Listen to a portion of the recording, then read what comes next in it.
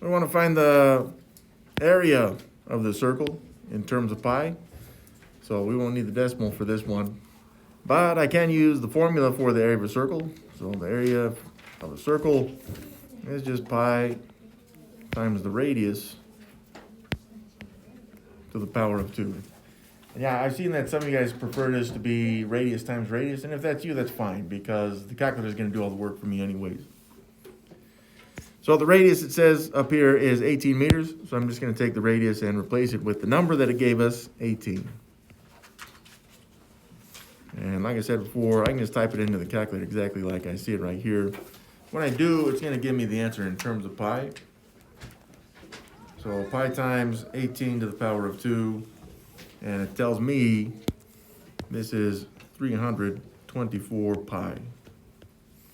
And this is already in terms of pi. Just since I'm doing this by hand, I'm going to label it in square meters.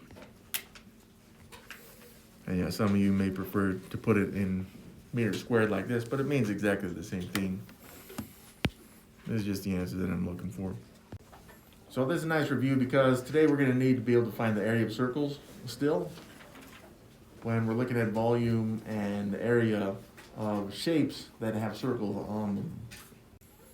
Well, here's our 3 objectives. I can find the surface area of prisms, cylinders, and pyramids. Also, I can find the volume of cylinders, cones, and prisms, looks like.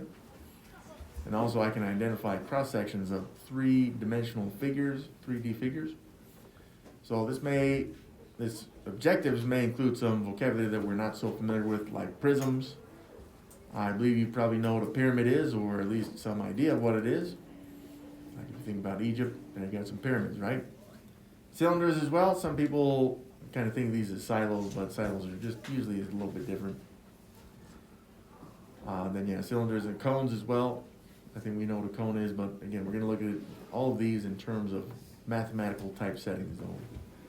So take a minute and copy these down, please.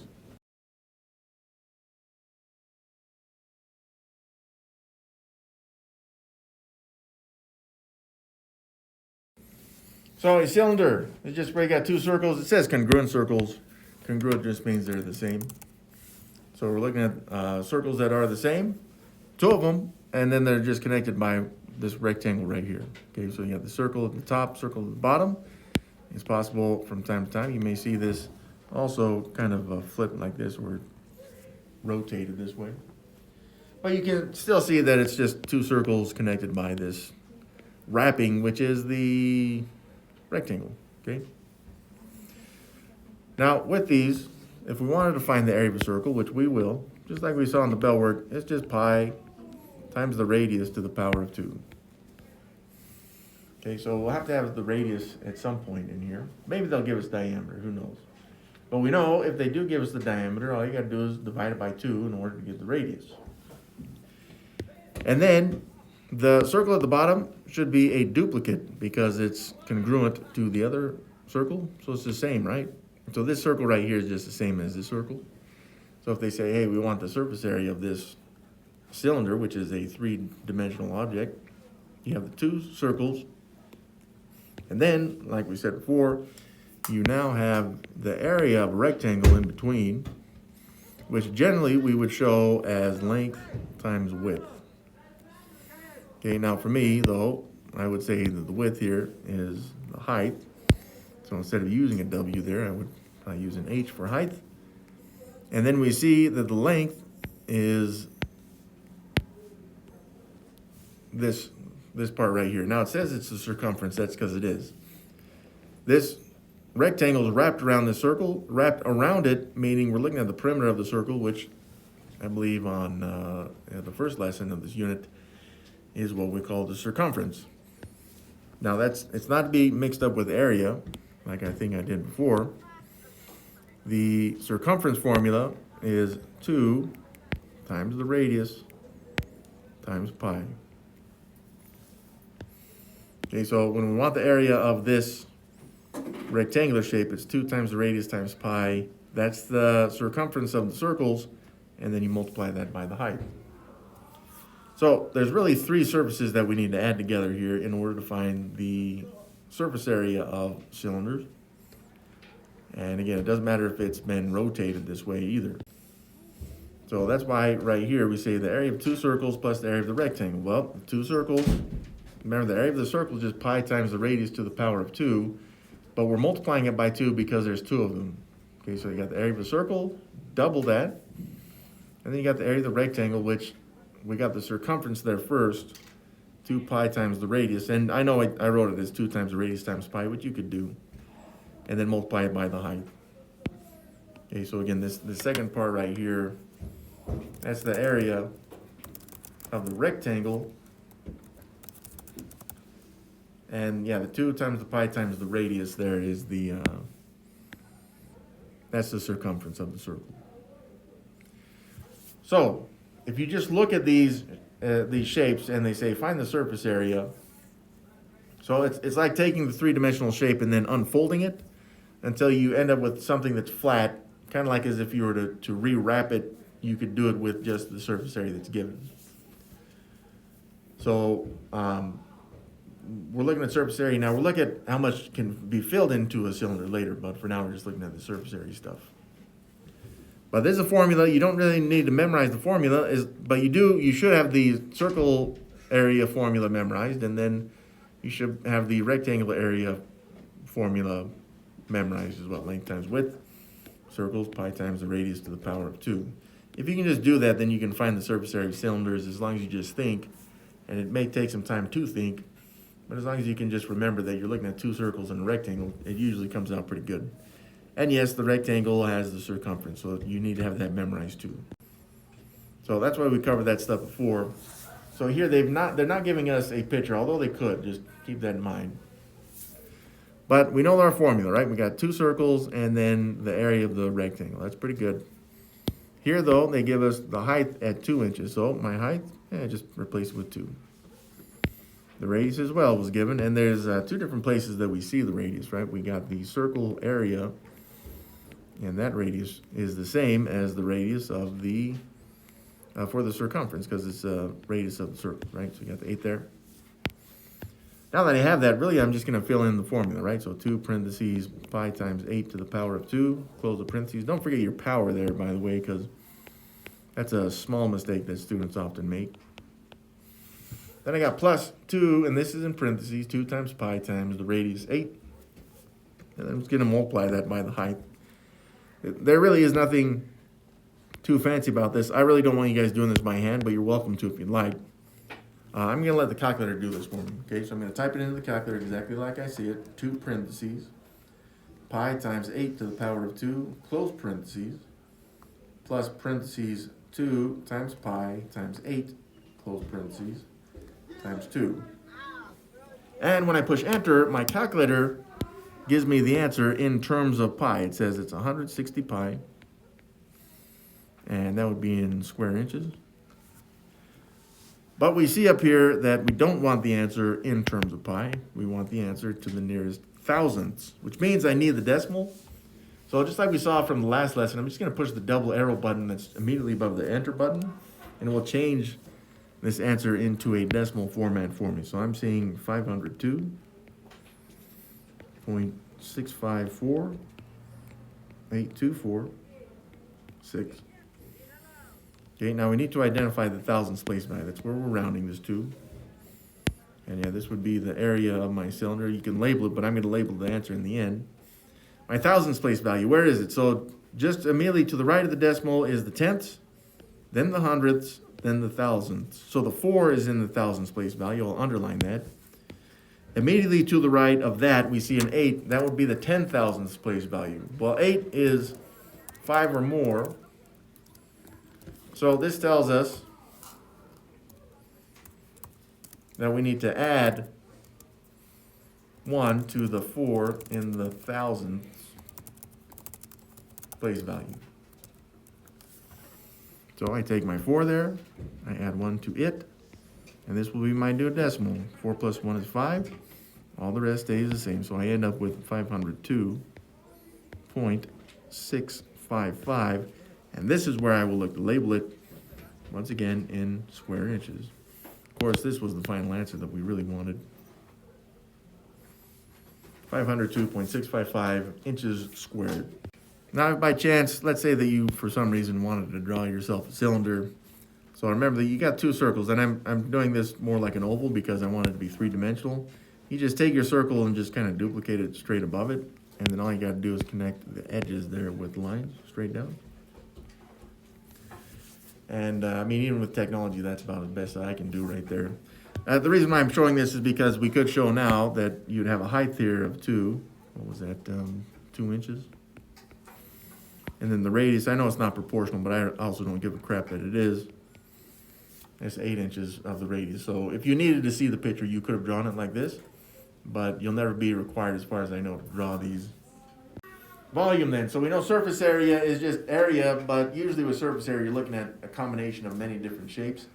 Or sometimes it's the same shape, right? You could take lots of rectangles and put them together to make some kind of three-dimensional shape.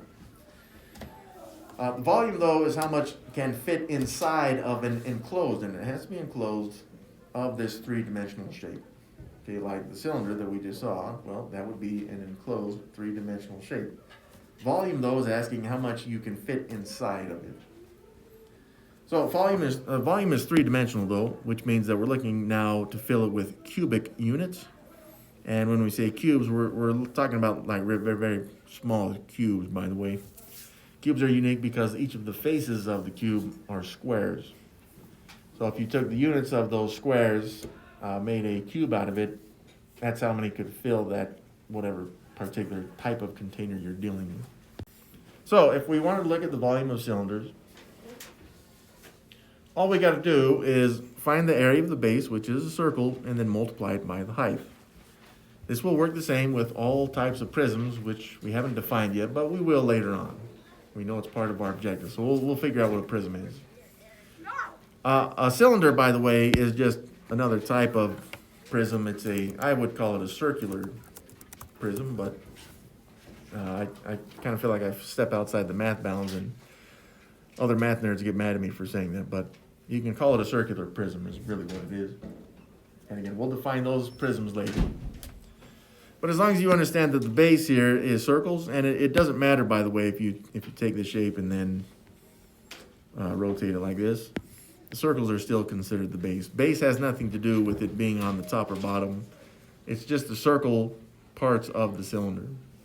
And all you gotta do is multiply the height by the height, that's it. And so we see the volume of a cylinder is pi times the radius squared, that's the circle, and then multiply it by the height. Okay, again, this really isn't so fancy in terms of memorizing these formulas. If you know the area of a circle, you just remember that you multiply by the height if you want to find the volume, which we do. So what is the volume of a cylinder in cubic centimeters with a height of 7 centimeters and a base radius of 10 centimeters? So just to demonstrate that, if you wanted to draw this out, you could. So I'll see if I can draw a decent cylinder here. So again, I'm just going to give myself a circular base. I'm going to copy it, move it as straight up as I can right here. That looks decent. And then I connect the two sides with lines like this. And yeah, again, that's not perfect, but it doesn't really have to be. Well, they did give us the height here of 7 centimeters, so that doesn't have to be a perfectly straight line, but that's a little bit better than the first one I drew. This one right here, 7 centimeters. And then the radius here is 10 centimeters, so I go in, I say I know my radius, and the circles, remember, they're the same, so I don't really have to do it to both circles, but this one right here is 10 centimeters. All right, so when we find the area of one of these, one of the circles, it's like finding the area of one layer of the cylinder, multiplying by the height. The height tells us how many layers there are. So we know both of these values, though, and again, we didn't really need the picture, but if you do, you're welcome to draw it. So the radius here, we know is 10 centimeters, and then the height was given as 7 centimeters. So I'll just fill in everything else. I got pi times 10 to the power of 2, and then I'm multiplying that by the height. This is the volume of the cylinder. So when I put this into the calculator, it's going to give me 700 pi.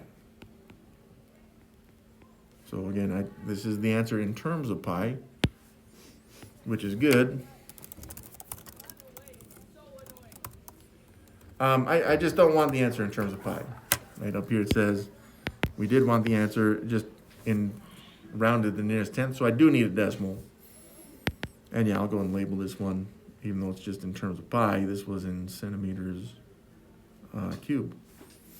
cubic centimeters.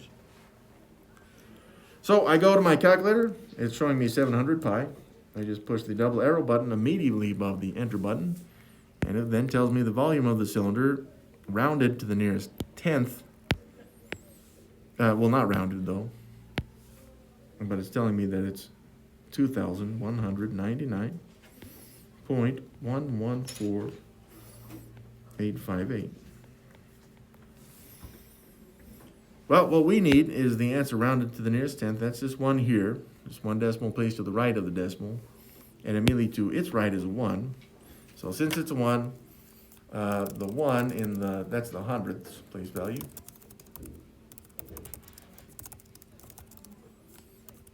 Keeps the 1 in the tenths place value the same. That's it.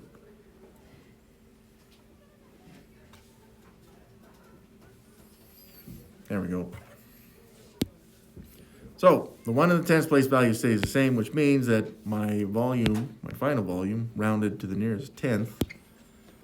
So yeah, I still got my 2,199, but now the decimal is 0.1, and I just need to label my answer in cubic centimeters.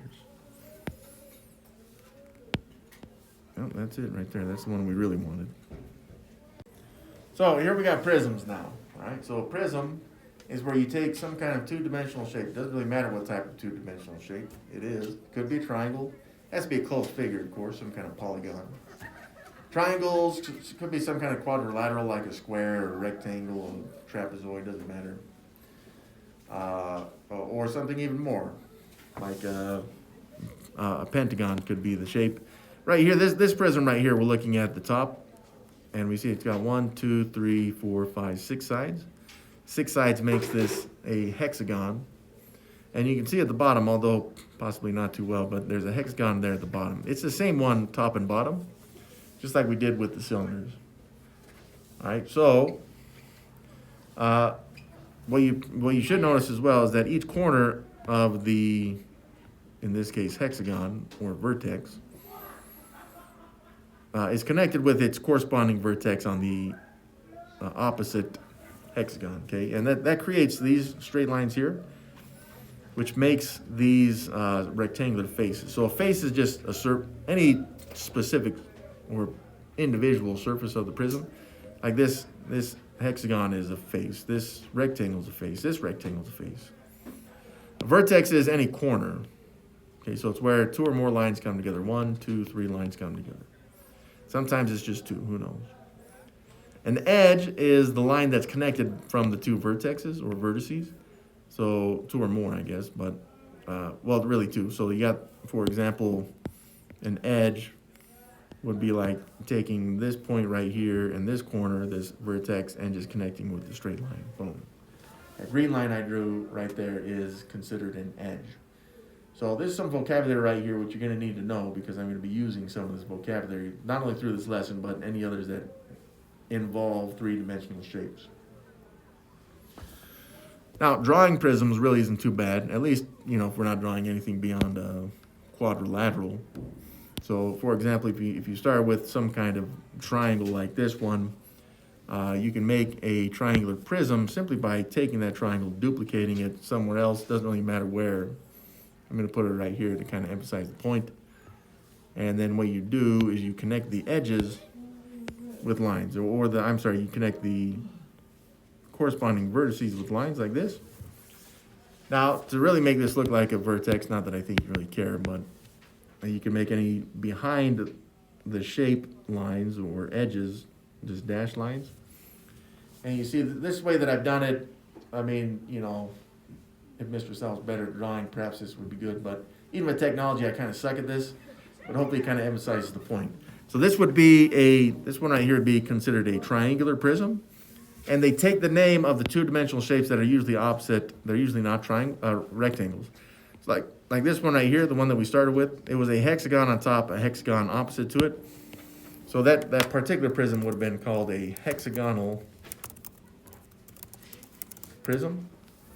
And then the one I drew here on the right, since the triangles are the opposite faces, this would be a triangular prism. And then finally, one last one I'll draw here, as much as you don't want me to. So if I took a rectangle instead, then like I said, it could be even a trapezoid. You can have a trapezoidal prism. So we can put it up here like this. Again, it doesn't really matter where that goes. All I'm doing now is connecting the corresponding vertices or vertexes like this. And then just to make it look pretty, make some dashed lines in there.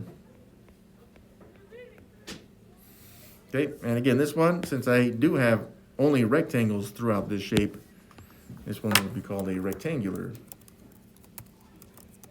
prism.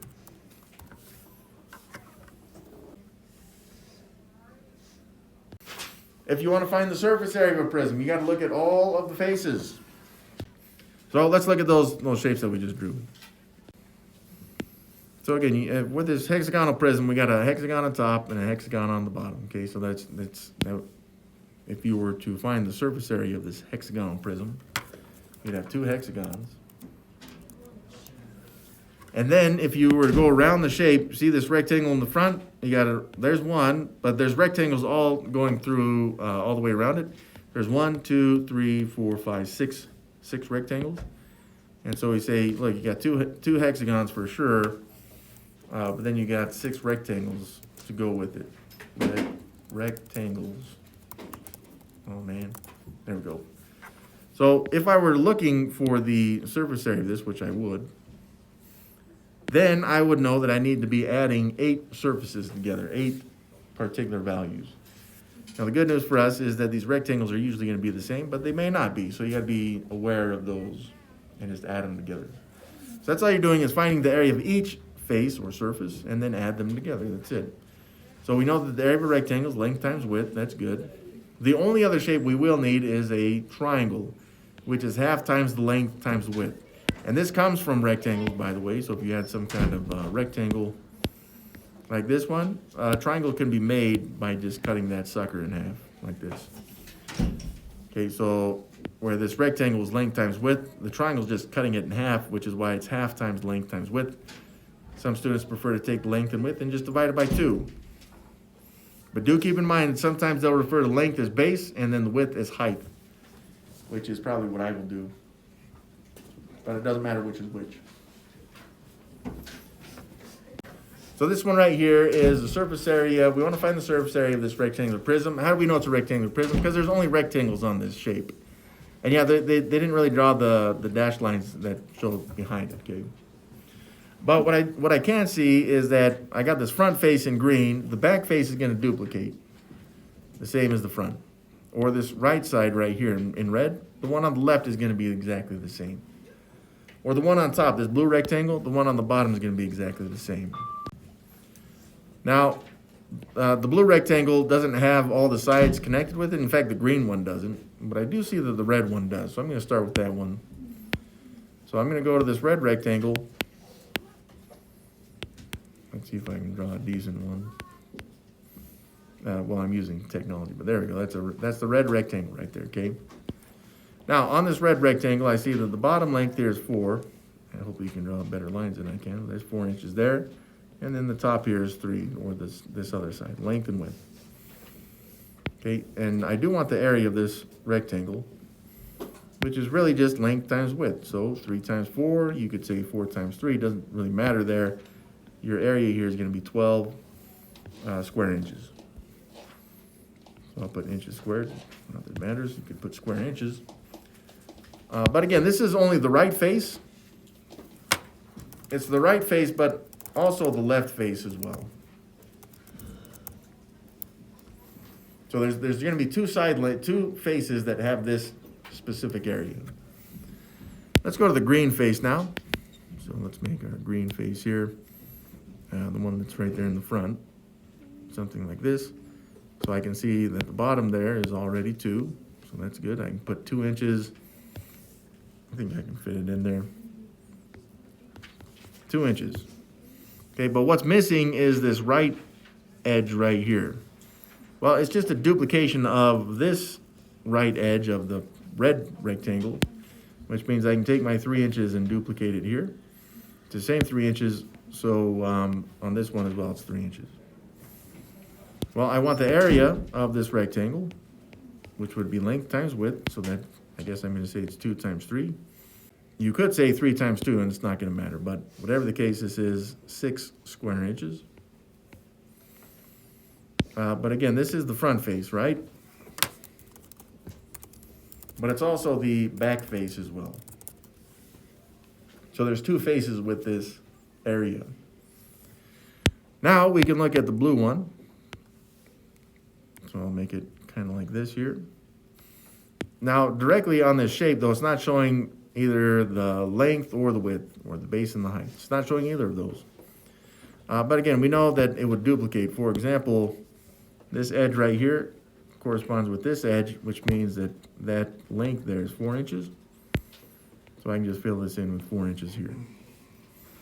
Or I can see that this bottom part right here corresponds with this one. And this is usually where students take the most time, at least for now, because it's like, I don't really understand which ones correspond to each other. This takes a lot of thought. Okay, so, but I can see that it's the same as the 2 inches there at the bottom. So what I would like here is the area of this rectangle, which is length times width, so I'll say 4 times 2, which is 8. So that's 8 square inches. But once again, it's important for us to acknowledge that this is not just the top face, it's also the bottom face. All right, I'm going to do the work here on the left then. So I started with the red rectangles, and I know that one of those faces is 12 square inches, which means its duplicate face on the left would also be 12 square inches. Now the green rectangles, which we did second, the front one is 6 square inches, but the back one duplicates it at 6. And then finally the top, which was 8, but the bottom, again, is a duplication of it. So there's another 8. All I really need to do is add these together. And I will have my surface area for this prism. So 12 plus 12 plus 6 plus 6 plus 8 plus 8. I get 52. I'll put it in square inches this time, just so that you can see that you can. About 52 square inches, yeah, that should do it.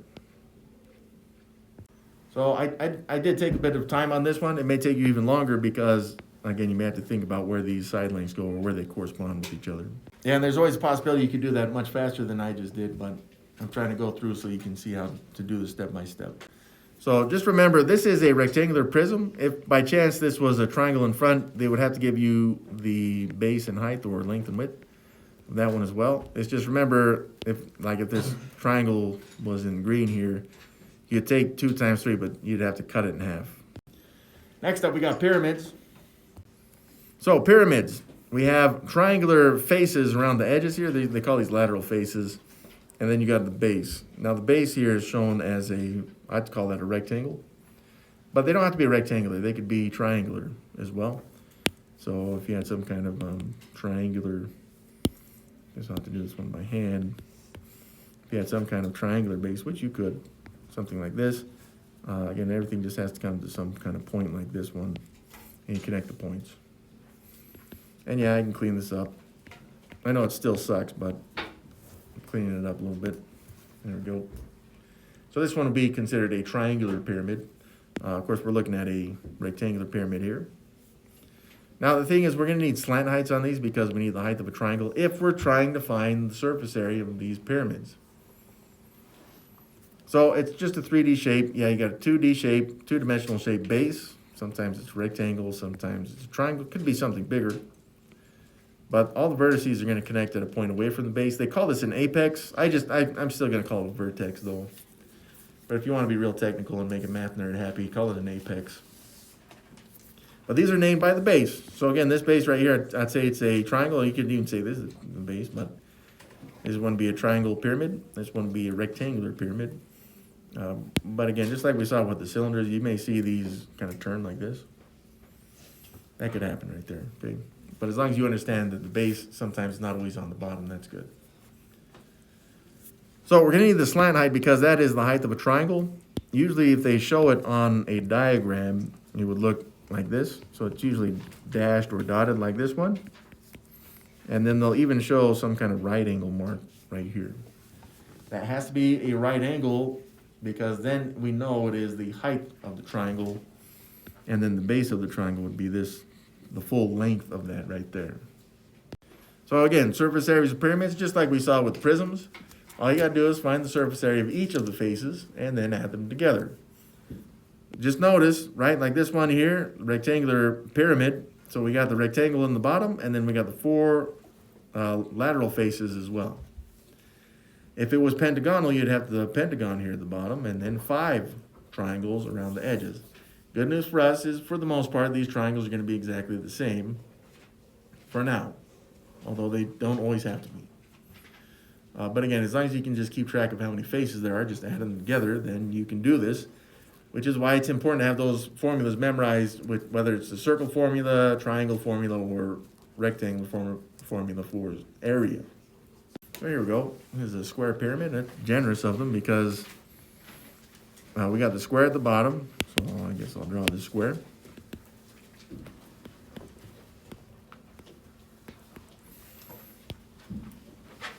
Okay, so again, this is my square base.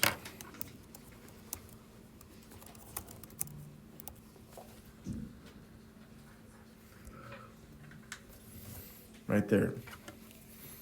All right, well, what are the dimensions of the square base? Well, I can see that's a 3 and that's a 3. So that's my length and width of this square, which we should expect them to be the same, right? 3 and 3. What is that, meters? But what I really want right here is the area of my square base, which is just 3 times 3, length times width, which is going to be 9. Again, that'd be square meters. 9 square meters.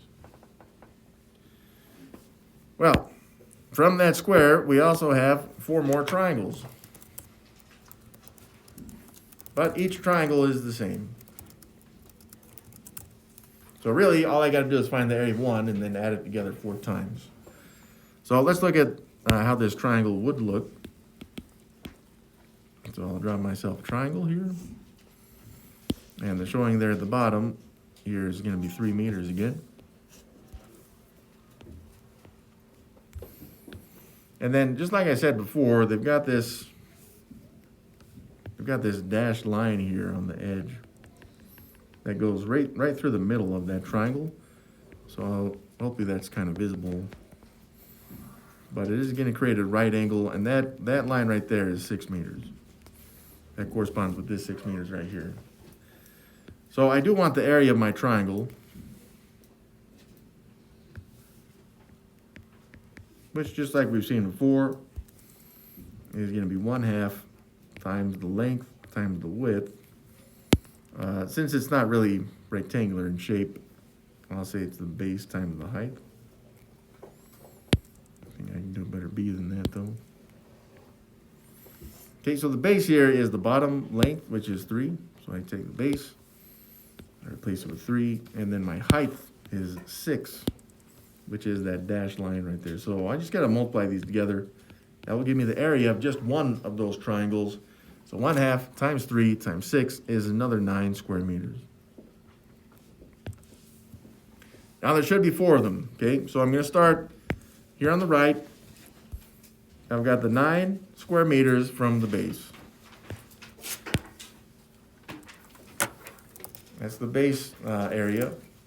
And then I'm going to add the 4 triangles. Let's see if I can. Triangles.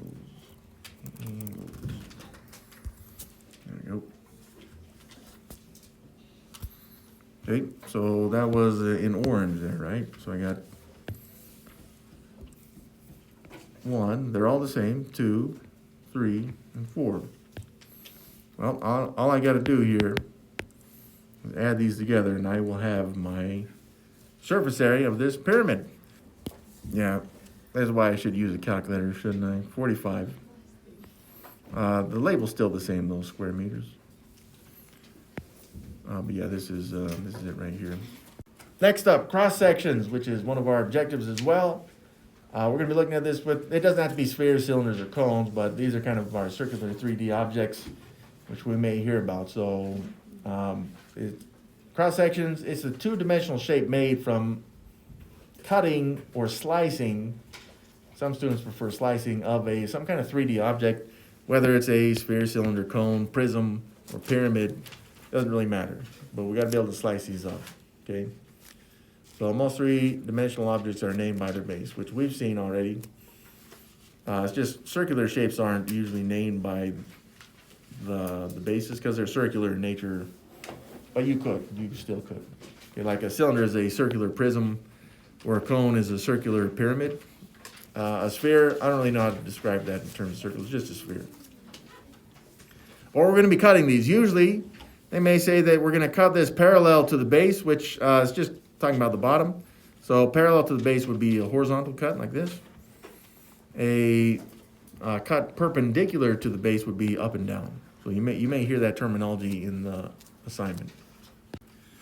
So we're going to take some kind of right pentagonal prism, and we're going to cut it perpendicular to its base. Now I'm going to do my best to draw some kind of pentagon here.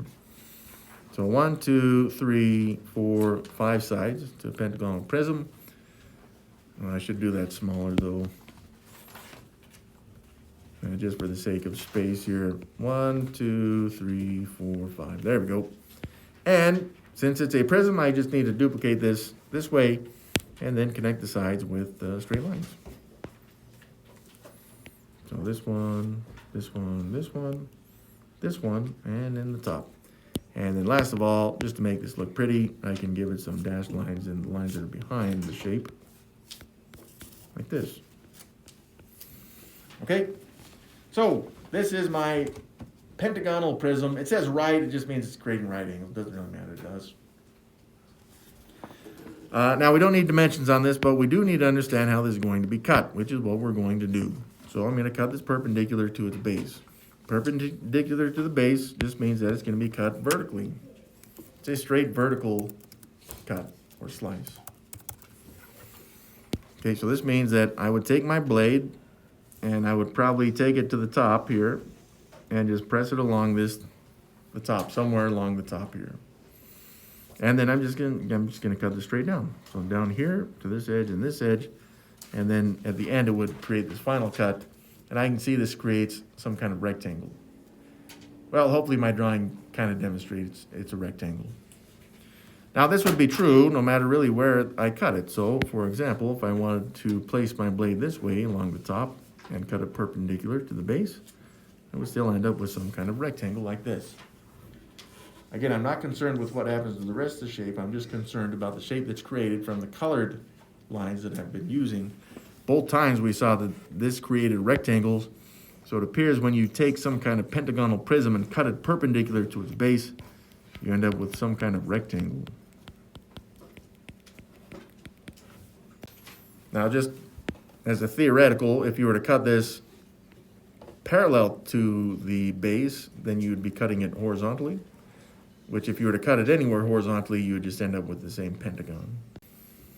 All right, so on the assignment, it's going to say something like select the type of cross-section formed when the sphere is cut by some kind of horizontal plane. So I'm going to make an attempt to make a sphere here.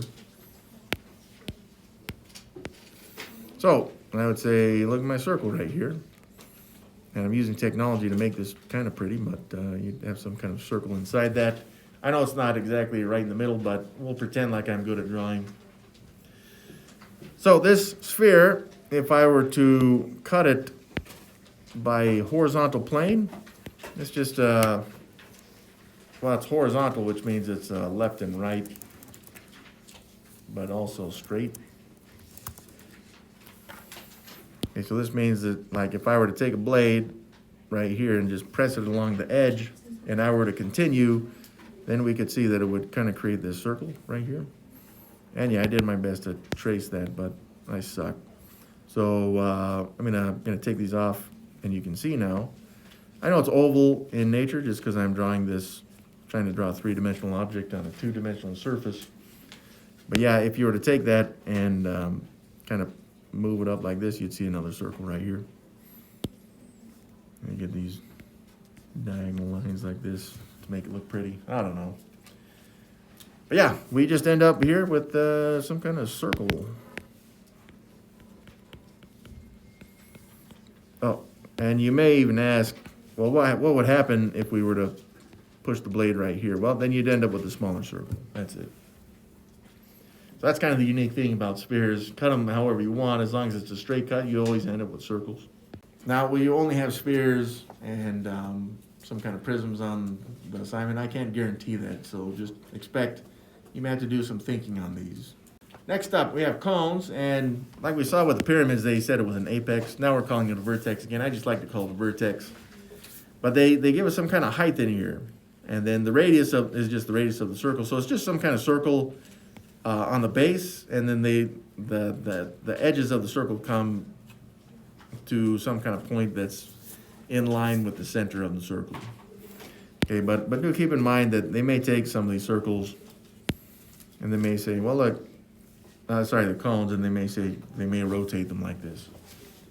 Okay, but again, the important thing is that you understand you got the circle, you always have your radius, and although this one wouldn't necessarily be considered a height, it's still mathematically considered the height of that cone. And so if you need to always rotate them so that they are in this format, then that's fine.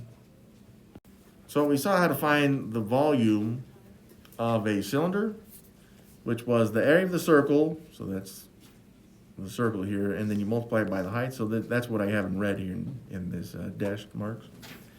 A cone, as it turns out, is just a third of the cylinder. So this means if you were to make a cone with exactly the same dimensions as the cylinder there, with the height and the radius, then you could take the cone, if you were to fill it 3 times and then pour it into the cylinder would be full as well. It takes 3 cones to make a cylinder, so a cone is just a third of a cylinder. But so right here we can see the formula for the area of the circle. We multiply by the height just like you would in a cylinder, but then you cut it into thirds, so you multiply by 1/3. Some students prefer to just divide by 3 here, and if you do that, you'll get the same answer. But we do see from this that you either need the radius or height. Sometimes they're going to give you the volume, and then you're going to say solve for the height. Then it becomes an equation that you need to solve. But we know how to use principles of equality to solve those types of equations, or at least hopefully we do. So find the volume of a right circular cone that has a height of 6 feet and a base with a radius of 9.7 feet. Okay, so they've given us both pieces of information that we need for the formula. They've given us the height at 6 feet, and they've given us the radius at 9.7 feet. If you wanted to, you're still welcome to draw this out if it helps you to visually see what is happening. Because some students, well, they do better if they can just see it. So if that's you, feel free to draw your cone. Here I go. So there's some kind of oval base, which, just trying to make this 3-dimensional, it should come in line with some kind of tip here. And then now I just gotta connect the edges with that tip, like you would with a pyramid. All right, and if we were to label the information that it's given us, the radius from the center of the circle, which we're pretending like I'm doing a good job of, would be 9.7 feet. And then the height goes from the center all the way up to the tip at some kind of 90-degree angle. This one, it's saying was 6 feet. Okay, now you don't have to draw them, of course. Sometimes they may give you a drawing on the assignment, sometimes they may not. Whatever the case, we should know how to use the formula here. So the height, we know, is just 6 feet. And the radius was given to us at 9.7 feet. Now that I have this, I can just fill in the formula. So I have it as 1/3 times this pi times the radius, 9.7, but to the power of 2, don't forget your power of 2, and then multiply that by the height. This will give me the volume of the cone. Now, like I've said before, though, the great news here is that there's not really a lot of calculation on our part. All I'm doing is typing this into the calculator. So I got 1/3, I'm using the N over D button, parentheses, pi times 9.7 to the power of 2, close parentheses, times 6. enter, and this has changed the answer into a decimal already for me. That's very generous. It shows me 591.184.905.6. What we really want here is the answer rounded to the nearest tenth of a cubic foot, and this is in cubic feet because it's volume. So I look to my tenths place value, which is the 1. Immediately to its right is an 8. Well, 8 is 5 or more. So this means I need to add 1 to the 1 in the tenths place value, and then everything else just becomes a 0. Or it goes away, or some people say it cancels out, but it becomes phantom 0. So add 1 there is going to make my new answer 591.1 plus 1 is 2. Last thing I need on this one is my label. This one is in cubic feet. You can say this is in feet cubed. If you wanted to write it this way, you could. 591 cubic feet as well. I simplify the cubic part and just put CU feet. Cubic feet, and that works too. Guess I'll go with my original though. Last type of shape we're looking at here is rectangular prisms. Right now, our 3D figures that are prisms like this, yeah, we know we're gonna have 2 opposite faces, the rectangles for today. Sometimes later on we could see the triangular types or pentagonal or something like that. But for now, we're just looking at rectangles that are opposite faces. So really, they're just rectangles all the way around. But we already looked at solving for the surface area of these rectangular prisms. Now we're looking at solving for the volume of these rectangular prisms. So if I wanted the volume of a rectangular prism, so it's the volume of a rectangular prism. This is great. It's probably something you know already. Some people would say it's the volume of a box, length times width times height. So they're going to give us, well, sometimes they may give us the volume and then 2 of these. So that's just a principle of equality, and then you're done with this. But we're going to be looking at an example that they give us the length, width, and height. So it's just a plug and chug kind of thing. Again, just the calculator's going to do all that work for me. Okay, so I'm not even going to draw this one out because I think volume of rectangular prisms is about as easy as we get when it comes to volume or surface area. But they said up here, hey, your length is 11 feet. Right here. So my length, I'm going to replace with 11. Then it says height. It could have said width. It doesn't matter, but my height, okay, I'll replace that with 4. And then the width of 3. All right, width becomes 3. So I'm looking to find the volume of this rectangular prism. I don't really have to draw it unless you really wanted to. But I'm just going to multiply these out, and that will give me the volume of the rectangular prism. There won't be any need to round. There won't be any need for in terms of pi. It's just 11 times 3 times 4. I'm using my calculator because I tend to make more mistakes with these than I need to. But I end up with 132, and again, this is in cubic units, particularly in feet. So 132 cubic feet is, that's what I got. Again, it's plug and chug. The calculator did all the work for me. Thank you, calculator. Well, if you feel pretty good about that stuff, it may seem like a lot of stuff, and I think it is too. There's a lot of formulas, but that's what we got today. Surface area, prism, cylinders, and pyramids, and then volume of cylinders, cones, and prisms. And then also being able to identify those cross sections is pretty good.